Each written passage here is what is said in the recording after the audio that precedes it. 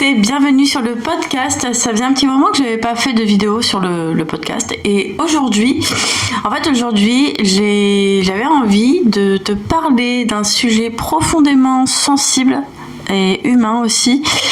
J'avais envie de parler de la blessure d'humiliation. Et dans ça, en fait, ce que je voulais citer, c'est vraiment les manifestations de l'ego qui en découlent en fait de cette blessure. Donc les manifestations dont je vais te parler aujourd'hui, ce ne sont pas juste des concepts théoriques, ce sont des choses que moi-même j'ai pu vivre dans mon expérience personnelle, c'est des rôles que moi j'ai pu jouer sans m'en rendre compte. C'est des mécanismes aussi que j'ai reconnus dans mon propre parcours de guérison, donc forcément c'est des choses vécues. Et c'est aussi des choses que je retrouve très régulièrement dans mes accompagnements myostésie. Et donc voilà, donc certaines de ces manifestations, je les ai étudiées, comprises, mais surtout je les ai traversées aussi, moi. Je les ai traversées dans mon corps, dans mon vécu, enfin voilà.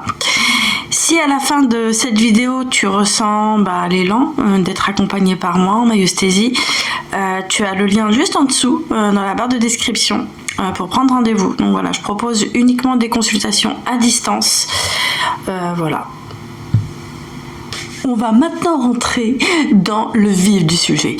Alors, aujourd'hui, les 10 manifestations de l'ego dans ta blessure d'humiliation.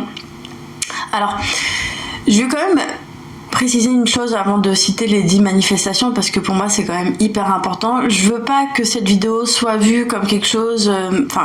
je suis pas là pour vous remuer, vous voyez, le couteau dans la plaie, c'est pas ça. C'est pas pour vous montrer... c'est pas pour faire souffrir, c'est vraiment pas le but. Cette vidéo, elle est là pour vous montrer, pour vous mettre en lumière peut-être des manifestations que vous avez vous-même sur vous, avec votre ego. Mais derrière ça, c'est surtout pour prendre conscience, vous voyez, de ces manifestations pour que vous puissiez peut-être les changer si vous en avez envie. Ou pas, enfin juste pour c'est une vidéo pour vous ouvrir un peu la conscience, tout simplement. C'est pas du tout pour remuer, on va dire, le couteau dans la plaie, parce que je sais qu'il y en a beaucoup qui disent oh là là, mais moi j'ai pas envie de remuer la merde. Là, c'est surtout pour vous ouvrir, pour éveiller votre conscience. Voilà. Alors, je commence avec la première manifestation, et ça c'est quelque chose que moi j'ai pu avoir il y a très longtemps, limite je dirais même dans mon adolescence, c'est l'hypervigilance sociale. Alors je m'explique, c'est le fait que l'ego devient constamment attentif aux signaux externes, un jugement, même un silence, un regard, juste par peur en fait d'être évalué négativement ou rabaissé. Là, très souvent, on est en alerte, toujours en alerte, on scanne l'environnement, les autres, leurs réactions. À force de faire ça, je vais vous le dire, parce que je l'ai vécu, c'est épuisant. Je me rappelle quand je faisais ça et que je rentrais chez moi, je m'en rendais pas compte, c'était inconscient, mais dès que je rentrais, je m'asseyais, ou soit j'allais m'allonger, parce que j'étais fatiguée, mais hyper fatiguée, épuisée. Donc voilà, c'est l'une des premières manifestations dans la blessure d'humiliation. La deuxième, c'est la défense excessive et l'agressivité. Voilà, ça me parle aussi, parce que je l'ai beaucoup vécu dans l'adolescence. C'est vraiment quand l'ego se sent menacé d'être humilié ou rabaissé, il va réagir souvent par une agressivité disproportionnée ou une propension à attaquer d'abord. Vous voyez, le fait de persécuter l'autre avant que l'autre nous persécute. Et si vous connaissez quelqu'un dans votre entourage que vous voyez un peu comme une persécutrice ou un persécuteur, très souvent ces personnes-là, c'est parce qu'elles se devancent. Elles pensent, c'est pas qu'elles savent, elles savent rien du tout. Elles pensent qu'elles vont être rabaissées, donc elles vont persécuter avant d'être persécutées. Donc l'attaque, c'est vraiment leur bouclier, ça devient un bouclier. Clairement, l'attaque devient un bouclier dans cette manifestation de l'ego. Alors, la troisième manifestation de votre ego sur la blessure d'humiliation, c'est le retrait social ou l'isolement. Alors là, moi, ça me parle complètement. J'ai fait ça pendant très longtemps. C'est vraiment pour éviter toute humiliation, votre ego, il va privilégier l'évitement des situations où il peut être exposé. Et c'est vraiment ce qui mène au repli, à l'inaction, parfois même à une timidité. C'est un peu, si je me montre, je risque d'être humilié. Alors forcément, on se coupe, on se cache et on s'éteint complètement. Et on est aussi un peu dans l'inaction. C'est clairement ce qui se passe, hein. Ensuite, la quatrième manifestation dans la blessure d'humiliation, c'est le masque social et l'autodévalorisation. Je pense que vous voyez de quoi je parle là. On parle du masque du masochisme. C'est quand l'ego qui s'active, il active un masque en fait pour paraître meilleur ou différent. Mais derrière ce masque se cache souvent une fausse image de soi, souvent marquée par la honte ou par la peur d'être vu tel qu'on est. Donc il y a beaucoup de ça aussi, on se protège et on montre une autre image de qui on est. Et dans ça, forcément, on joue un rôle, on se suradapte. C'est une suradaptation. Mais à l'intérieur, il y a une profonde honte de soi. C'est comme un sentiment on a l'impression d'être une arnaque, en fait. Il y a beaucoup ce truc-là. La cinquième manifestation de l'ego, aussi, dans cette blessure-là d'humiliation, c'est l'auto-sabotage. Donc voilà, c'est là que le masque du masochisme intervient. C'est quand l'ego anticipe une possible humiliation, mais peut amener à saboter ses propres succès ou refuser de se montrer pleinement pour éviter la validation extérieure, ce qui pourrait ensuite réaliser la peur d'être jugé pour qui on est réellement, vous voyez. Ça veut dire un peu, si je réussis, on va me regarder. Donc il y a une peur d'être vu parce qu'il y a une réussite. Alors je préfère échouer avant. Et il y a beaucoup de personnes qui s'auto-sabotent dans ce truc-là. Et ça me parle beaucoup. Je me revois encore quand je passais le code, le permis. Il y a même une fois, j'ai fait exprès de pas aller à l'examen du code parce que je savais au fond de moi que j'allais pas l'avoir. Et j'y suis pas allée. Et ça, je sais que je suis pas la seule, il y a beaucoup de personnes qui font ça, même avec les examens, avec le bac, enfin voilà.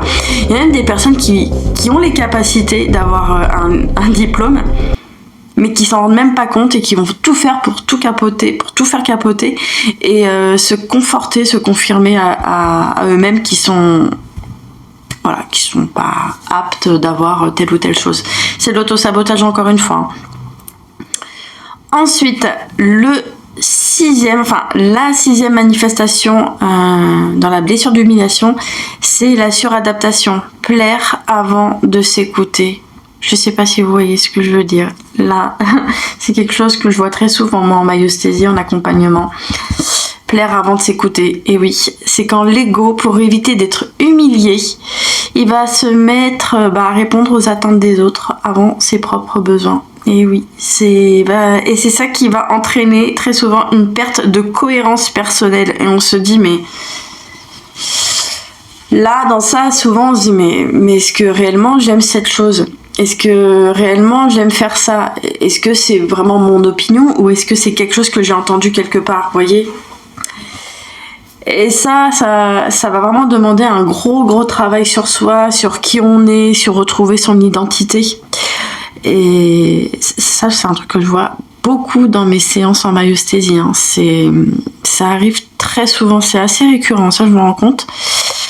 Donc voilà, la suradaptation, c'est dire oui quand on pense non, on s'oublie pour ne pas être rejeté.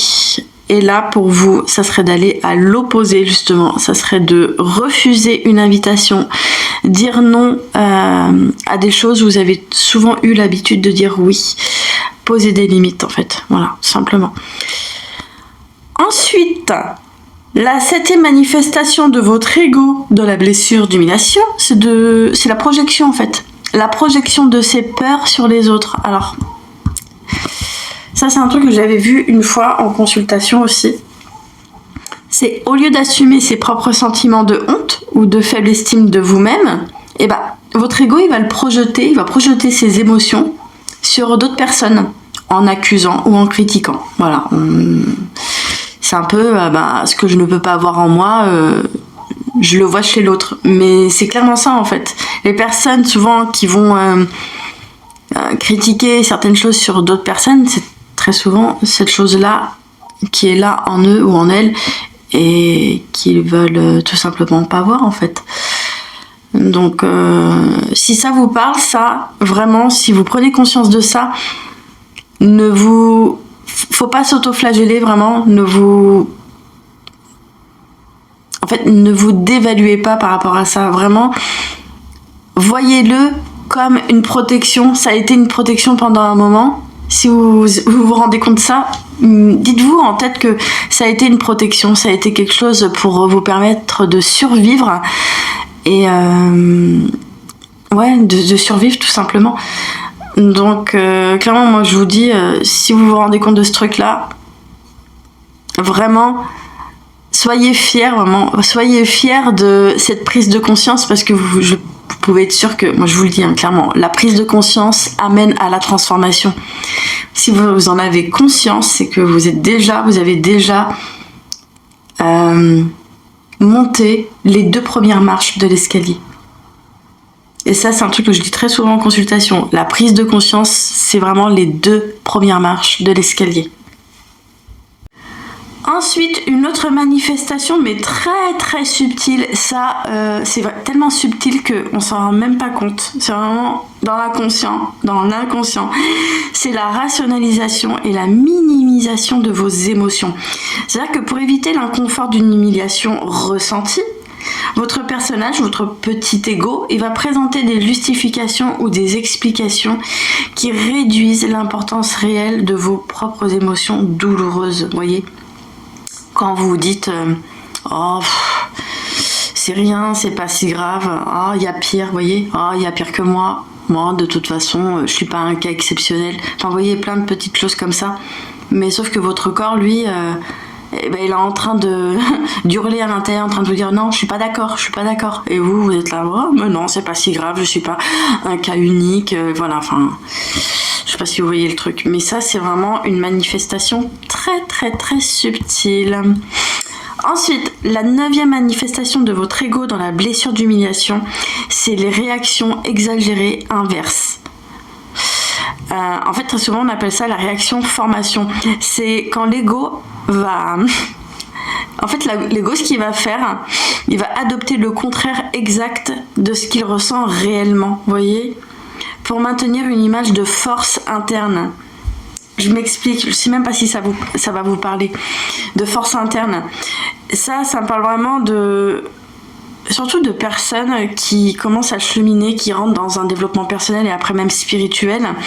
Et très souvent, quand on prend conscience de ces blessures et qu'on va vivre quelque chose, un événement qui va aller raviver une blessure, on peut très souvent se dire... J'ai compris, allez, ça y est, c'est bon, j'ai compris, ça a touché ma blessure d'humiliation, vous voyez. Et après, vous vous dites, de toute façon, j'ai compris que c'était ça, je suis au-dessus de tout ça.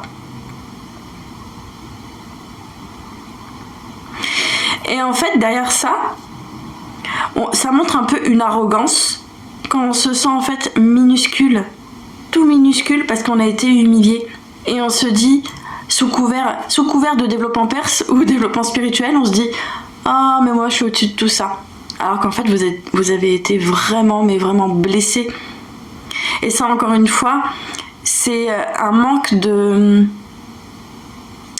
d'écoute de soi en fait. C'est un manque d'écoute de votre propre ressenti. C'est encore une manifestation très très subtil. Ça, j'en parle parce que moi-même, depuis presque 4-5 ans, c'est un truc que je vis assez... Ça m'arrive encore de me dire mais moi je suis au-dessus de tout ça, alors qu'en fait j'ai été quand même un peu blessée, faut le dire, faut avouer. Enfin voilà. Ensuite, la 10e manifestation et dernière manifestation de votre ego, c'est la répression ou l'oubli temporaire des émotions humiliantes. Là, c'est encore de l'évitement. C'est quand votre ego peut refouler des souvenirs ou émotions très douloureux et ça va vous donner l'impression qu'ils ont complètement disparu, alors que non. Mais ces émotions réapparaissent plus tard, souvent de manière incontrôlée et disproportionnée. C'est quand même très subtil là. En fait, votre corps, il n'oublie jamais. Il attend juste le bon moment pour parler. Donc, quand il y a des choses que vous mettez pendant trop longtemps sous le tapis, au bout d'un moment, ça va ressortir. Donc, c'est pour ça que je vous dis, dans ces moments-là, c'est vraiment d'aller écouter le ressenti, d'écouter votre corps, comment il agit dans cette manifestation de l'ego. Donc rien n'a jamais disparu, tout est toujours là, a besoin d'être vu, a besoin d'être reconnu et réconforté. Bon, bah j'espère que cette vidéo vous a plu, que vous vous êtes reconnu un peu dans une ou plusieurs de ces manifestations. Si c'est le cas, sachez que rien n'est cassé en vous, il n'y a rien qui est cassé. Rien n'est cassé, rien n'est brisé. Ce sont juste des stratégies de protection que vous avez toujours eues. Et voilà. Et c'est ce qui a été appris peut-être pour être peut-être maintenant désappris, apaisé et libéré. Donc je vous le redis encore à nouveau, si vous souhaitez un accompagnement avec moi en myostésie, le lien est juste en dessous dans la barre de description. Moi je vous dis à bientôt et je vous fais plein de bisous.